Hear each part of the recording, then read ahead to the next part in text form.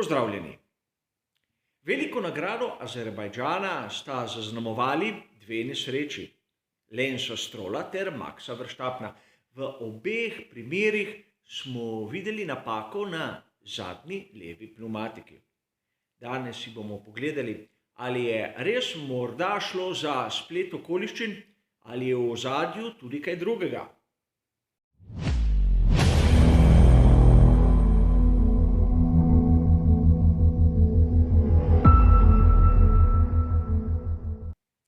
Seveda na začetku moram poudariti, da gre za moje osebno razmišljanje in moje osebno sklepanje. Podatki, ki so mi na voljo, še zdaleč niso tisti, ki jih imajo na primer pri ekipah Formule 1 oziroma pri Pirelliju. A vseeno, s tistim, kar je na voljo nam, navadnim navdušencem, se lahko pride do izjemno zanimivih rezultatov. Namreč, najprej moramo ugotoviti, ali je nesreča Lensa Strolla sploh povezana z nesrečo Maxa Verstappena. Seveda, lahko se je zgodilo, da sta oba povozila neke drobce na progi, ki so prebili pnevmatiko in tako je prišlo do tistega popuščanja. A zopet se moramo vprašati, kje sta naletela na tiste drobce. Namreč na tistim dolgem delu tretjega sektorja se ne spomnim, da bi videl kako nesrečo, a morda se motim.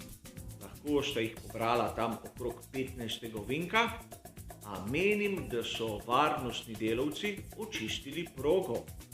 A vseeno, pojdimo po vrsti in poglejmo si najprej, kaj sem napovedal sam oziroma kaj so povedali pri Pirelliju za to dirko. Grafa, katere ste že videli.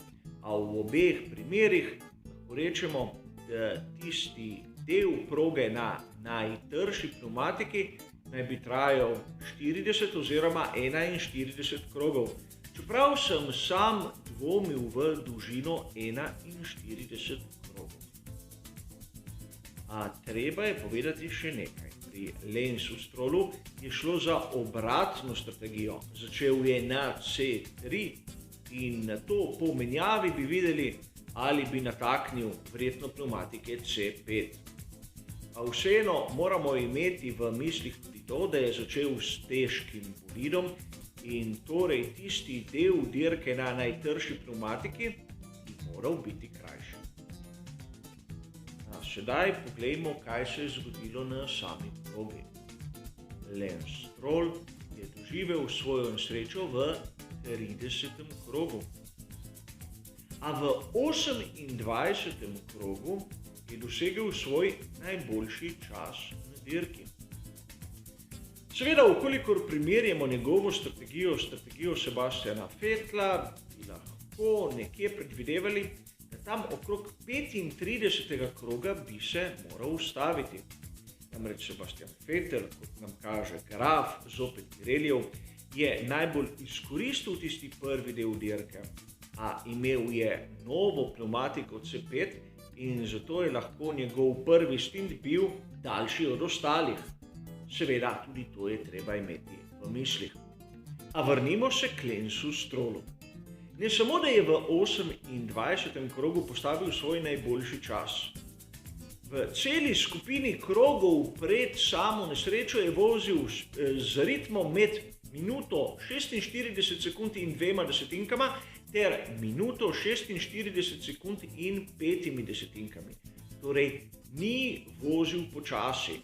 V vsakem primeru je bil tam okrog svojega najboljšega časa na dirki. In nato je prišel 30. krog in na ravnini mu je popustila pnevmatika.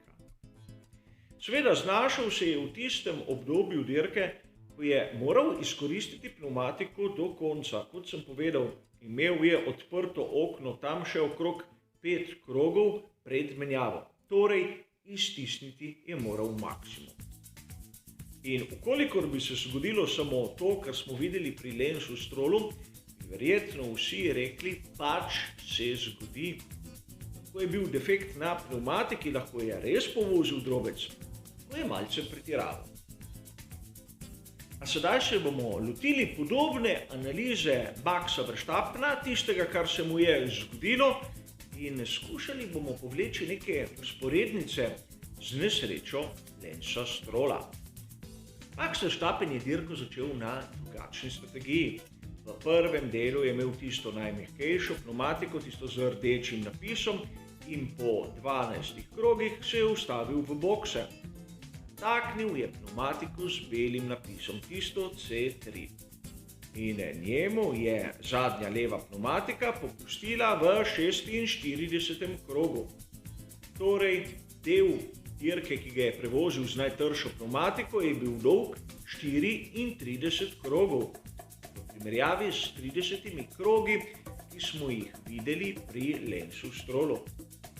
Treba je pripomniti, da je imel Max Verstappen bistveno lažji bolid, kajti v 12 krogih je porabil kar nekaj goriva. In če pogledamo, da je bila dirka dolga 51 krogov, je 12 krogov zaokroženo 20%, torej 4 krogi so pravičljivi. Videli smo zopet, da je tu se zgodilo nekaj na delu, kjer nismo pričakovali, praktično na istem delu proge na ravnini, tretji sektor. In zopet bomo pogledali, da je Max Verstappen napravil svoj najhitrejši krog in hkrati najhitrejši krog dirke.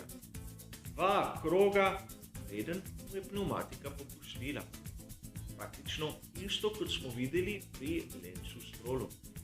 In tudi on v tem delu dirke je bil hiter. Namreč konstantno so se njegovi časi v tisti zadnji skupini krogov gibali med minuto 44 in 5 desetinkami in minuto in 45 sekundami. Torej, ugotoviti moramo, zakaj se je Maxu Verstappenu pomudilo, zakaj je postavljal tako hitre kroge enega za drugim, kaj so pravzaprav storili njegovi nasprotniki. Seveda, ukolikor pogledamo zraven tabele Maxa Verstappena še tisto Lewisa Hamiltona, bomo opazili, da je bil Lewis Hamilton počasnejši v tistem delu dirke. Torej, izgovor, da bi ga Lewis pritiskal, mislim, da ni pravi.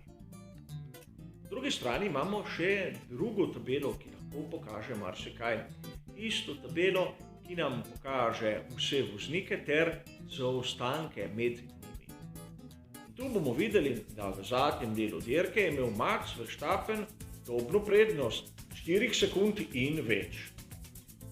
Po drugi strani je res, Sergio Perez in Lewis Hamilton sta bila v boju, še zdaleč nista pritiskala na Maxa. Čeprav lahko ugotovimo od kroga do kroga, da sta bila v določenih trenutkih hitrejša, a po mojem mnenju, ker sta se borila med seboj, ne zato, ker bi tako pritiskala na Maxa.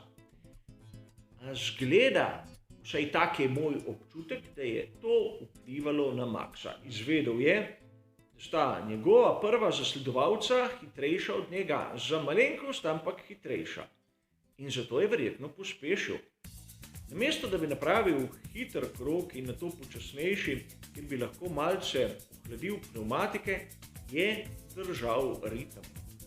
Kolikor primerjamo tudi ostale voznike, vsi tisti, ki so na najtrši pneumatiki odpeljali tam okrog 40 krogov, niso držali takega ritma in so po hitrem krogu nanizali vsaj enega malce počasnejšega, da se je verjetno pneumatika ohladila. Zgleda, da se je Maxu nekam mudilo in podobno kot pri Lensu Strollu je sledila tista zadnja leva pneumatika, ki je popustila. Sedaj se lahko vprašamo, ali pri boksu Red Bulla niso videli, kaj se je zgodilo pri Aston Martinu, se niso zvedali, da je kaj takega možno. Namreč tu Pirelli s tem izborom mehkejših pneumatik, po mojem osebnem mnenju, ni napravil usluge pravzaprav nobenemu. Leta 2019 se je seveda izšlo, kolikor so vozniki napravili tisti drugi del dirke na C3, takrat je bila medium, dolg okrog 40 krogov, brez velikih težav. A zavedati se moramo dejstva, da je Pirelli spremenil konstrukcijo pnevmatik letos, zato ker lani so ugotovili, da so bolidi spravili preveč energije v njih. Predvsem tisto, kar se je zgodilo na velikih nagradah Velike Britanije in 70. obletnice Formule 1, je sprožilo alarmni zvonec. Seveda gre za moje razmišljanje, gre za teorijo, gre za špekulacijo. A lahko se je zgodilo tudi to, da sta tako Lance Stroll kot Max Verstappen bila malce preveč zahtevna do tistega seta najtrših pnevmatik oziroma C3. Kolikor bi vozila malce bolj umirjeno, predvsem Max, bi lahko prišla do konca oziroma do menjave in tako prinesla domov kar lepo število točk.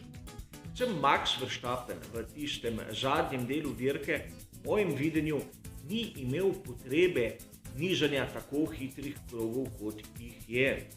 Namreč Perez mu je branil hrbet in najprej bi ga Hamilton moral prehiteti in šele na to bi bilo nekako razumljivo, da bi Verstappen enostavno pospešil. A seveda gre le za teoretiziranje, a vseeno hvala za vašo pozornost ter seveda nasvidenje.